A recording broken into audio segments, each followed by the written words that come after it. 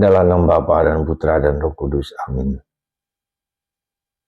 Allah Bapa yang Maha Kasih, puji syukur kami aturkan kepadamu bahwa kami membuka mata kami.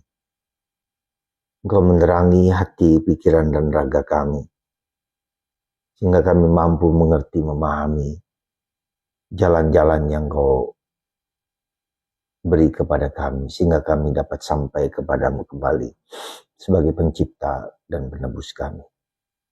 Terima kasih Tuhan atas pencerahan ini. Terpujilah namamu kini dan sepanjang segala masa. Amin. Para saudaraku terkasih dalam Kristus, puji syukur kami aturkan bahwa kita semua diberi rahmat demi rahmat, sehingga kita mampu dan dapat untuk kembali bersatu dengan Engkau. Bantu kami ya Bapa, supaya jalan kami jalan yang benar. Terpujilah namamu kini dan sepanjang segala masa. Amin. Para saudara, hari ini Yesus menyembuhkan 2 orang buta. Pernahkah kita tahu bagaimana orang buta itu? Ini pasti sulit membayangkan. Tapi kita bisa mengerti bahwa kebutaan fisik itu saja membuat kita seringkali putus asa karena tidak mampu melihat keindahan alam, warna-warni di luar. Ya. Apa yang dilihat orang kita tidak bisa melihat dan tidak bisa membayangkan seperti apa kebutaan itu. Ya. Dan itu cukup membuat orang frustrasi, membuat orang kecewa, ya, ketika menghadapi situasi yang seberat itu.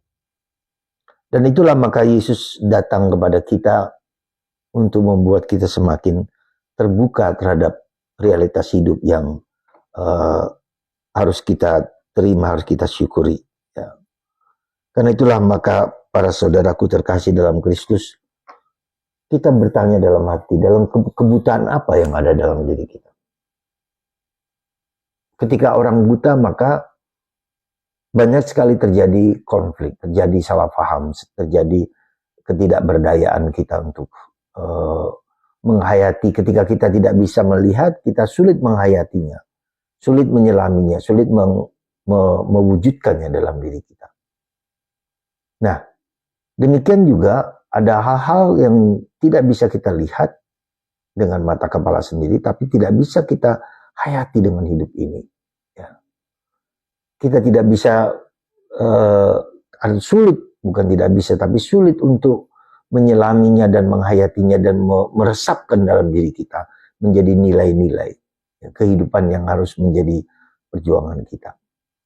Karena itulah maka mari kita mohon rahmat supaya apa yang dikatakan Paulus kepada kita, hendaklah kita memiliki pengertian yang benar tentang keselamatan.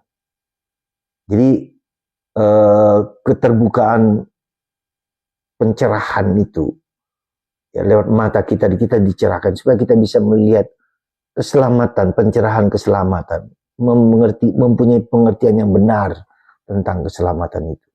Ya. Itulah yang seharusnya kita mohonkan, dan Roh Kudus diberikan kepada kita sehingga kita dapat mengerti, memahami jalan-jalan yang harus kita lalui dalam kehidupan ini. Karena itulah maka mari kita mohon Roh Kudus supaya kita memiliki pengertian yang benar tentang keselamatan itu.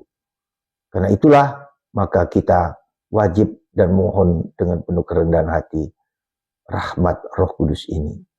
Roh pengertian, roh kebijaksanaan, roh pengetahuan. Semoga Tuhan memberkati kita dan kita memiliki semangat yang sama untuk mencari kebenaran sejati.